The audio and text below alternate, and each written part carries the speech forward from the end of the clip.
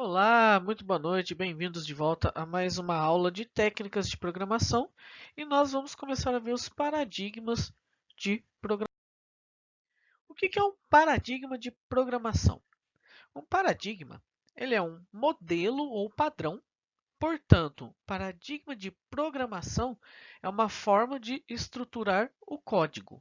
Então, quando a gente tem um paradigma, nós temos um modelo ou um padrão a ser seguido. E como nós vamos estruturar o código, vai nos dizer qual paradigma de programação nós estamos trabalhando. Ele determina a visão que o desenvolvedor tem sobre a resolução de um problema e execução de um programa. E quais são os principais paradigmas de programação? O imperativo, aí dentro do imperativo nós temos o não estruturado, com o uso de goto. O estruturado são procedural e orientado a objeto. Nós temos o declarativo, o lógico e o funcional. Em algumas literaturas, pode ser que encontre alguns outros fora esses daqui. Ou o estruturado procedural não está como imperativo, ele está como uma evolução do imperativo. Aí vai de acordo com a literatura. Nós podemos ter linguagens que apresentam características de mais de um paradigma. Quando acontece isso, essa linguagem então ela é multiparadigmas. Mas mesmo ela sendo multiparadigmas, ela sempre acaba favorecendo um ou outro. Aí acaba sendo classificada como um ou outro de acordo com esse favorecimento. E o que é o paradigma imperativo? O imperativo é o que a gente vem fazendo nas aulas de programação e algoritmo, né? O programa ele executa tarefas em série, manipulando variáveis, baseando-se em ordens ou comandos, onde variáveis são lidas no processo de entrada, elas são manipuladas e, por fim, é gerada a saída. É baseado, então, na estrutura do matemático John von Neumann. E o John von Neumann ele criou praticamente uma arquitetura de computação, né? Que a gente tem a entrada, o processamento e a saída. O código ele é executado passo a passo. E um código imperativo ele diz como o programa deve fazer. Então, nós temos aqui a entrada. O programa, então, faz o trabalho do estado das variáveis e as mutações delas. E, de acordo com essa modificação de estado, depois ele gera a saída.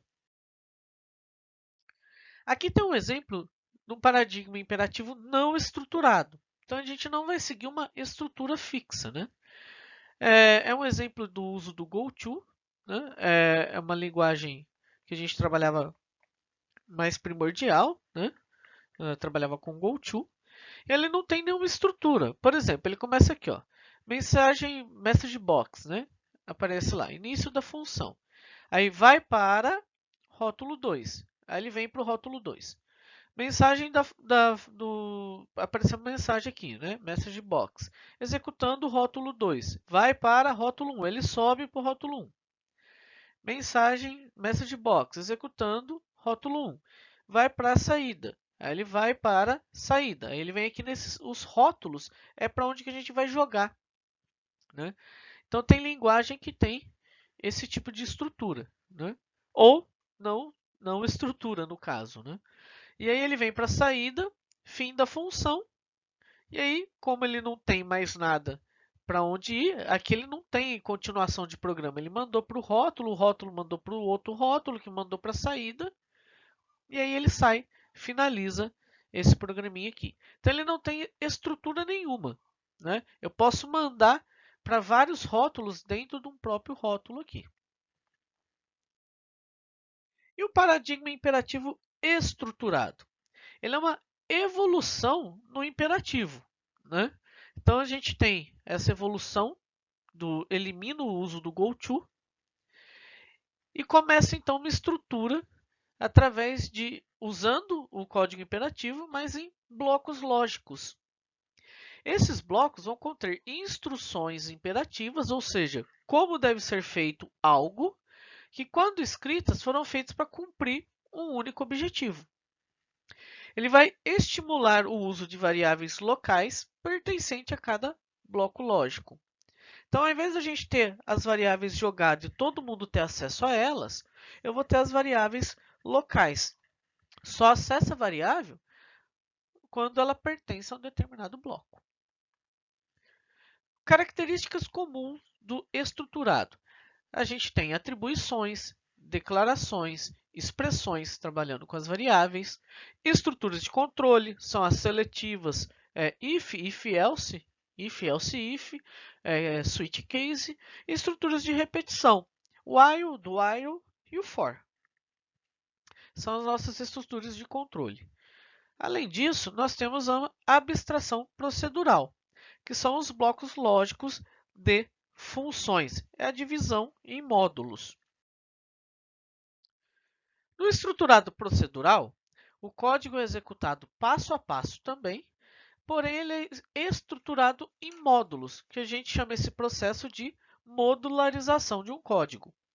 O que é modularizar um código? É dividir o código em blocos de códigos chamados de procedimentos ou funções. Não há uma forma simples para criar uma conexão forte entre os dados e funcionalidade. Então, quando eu quero criar uma conexão entre dados e funcionalidades, é difícil conseguir isso no estruturado procedural. Mas nós vamos conseguir isso no orientado a objeto. Aqui tem um exemplo de um estruturado procedural, né? É um código na linguagem C. Então, eu tenho aqui dizendo que eu vou ter uma função chamada adição, ela vai receber dois parâmetros inteiros. Eu tenho uma função chamada subtração, ela também recebe dois parâmetros inteiros. E eu tenho um procedimento. A diferença entre procedimento e função é que quando eu tenho uma função, eu tenho um retorno de resultado, e o procedimento não. Então, eu tenho um void aqui, quer dizer que eu não vou ter retorno, eu tenho um procedimento, que é um pular linha.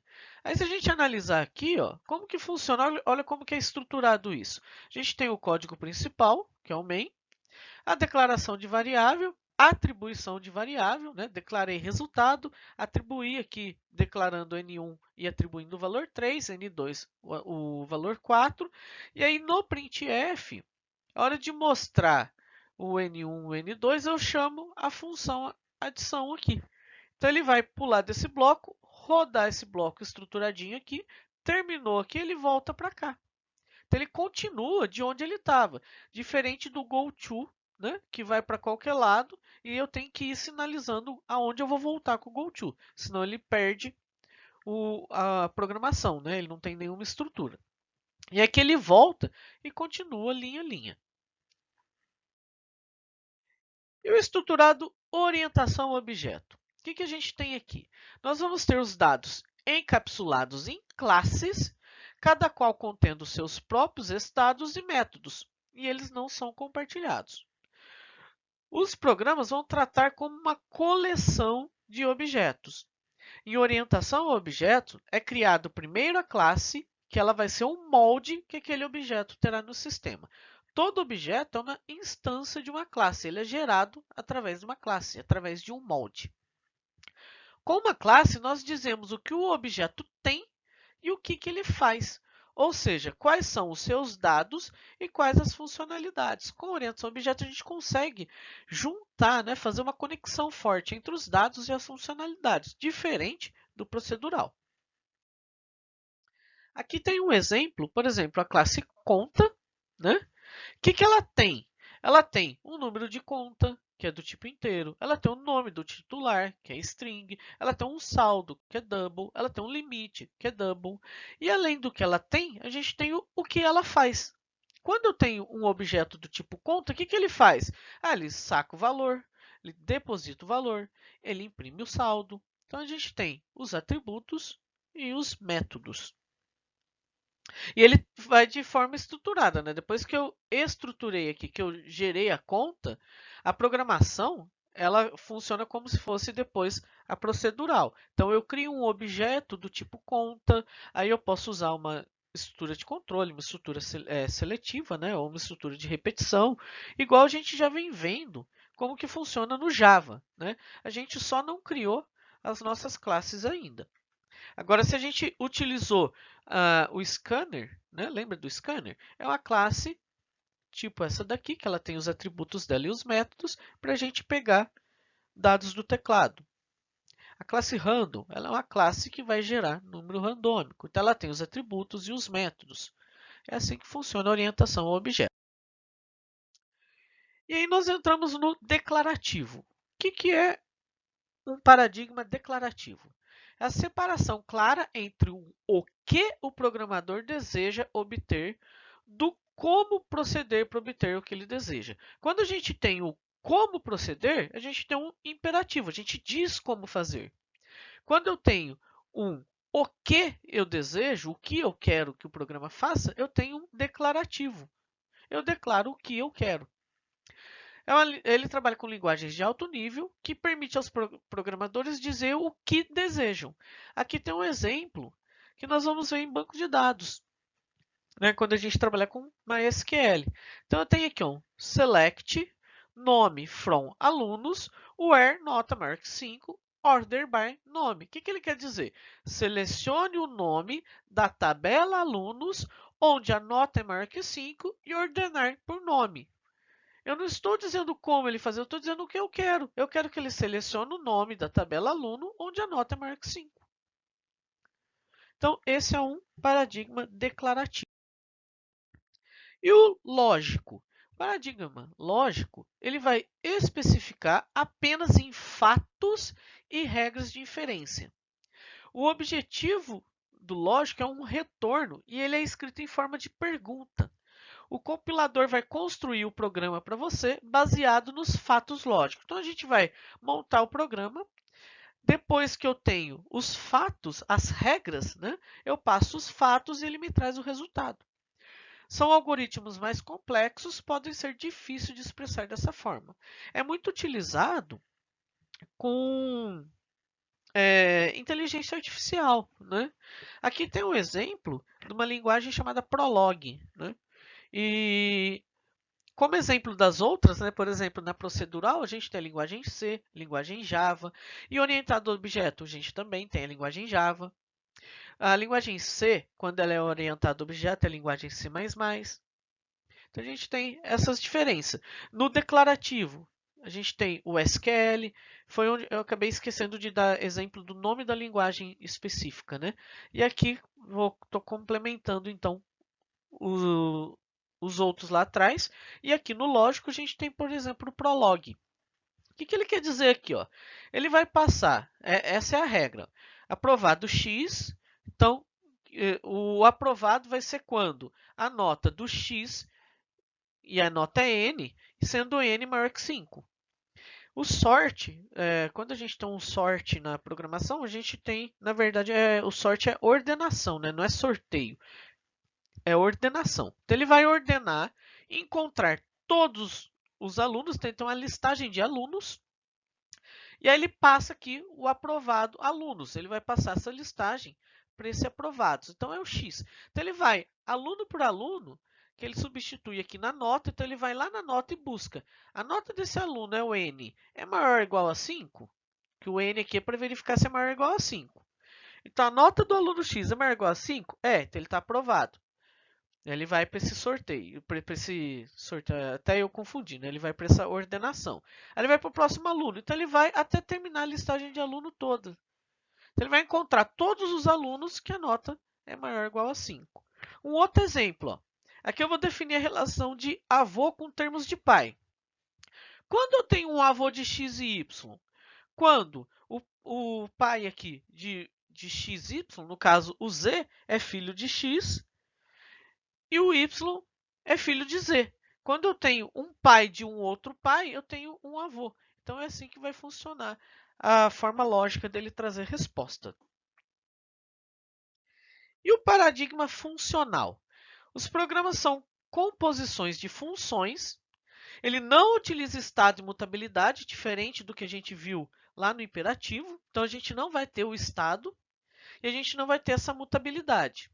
Eu não tenho como trabalhar com a variável, escolher se eu quero que ela vale 3 numa hora, que depois eu faço uma operação aritmética e troco o valor dela. Ela não tem esse estado de mutabilidade. E a expressividade próxima de linguagens declarativas, então ele parece um pouco com a linguagem declarativa, mas ele não tem as limitações que a declarativa tem.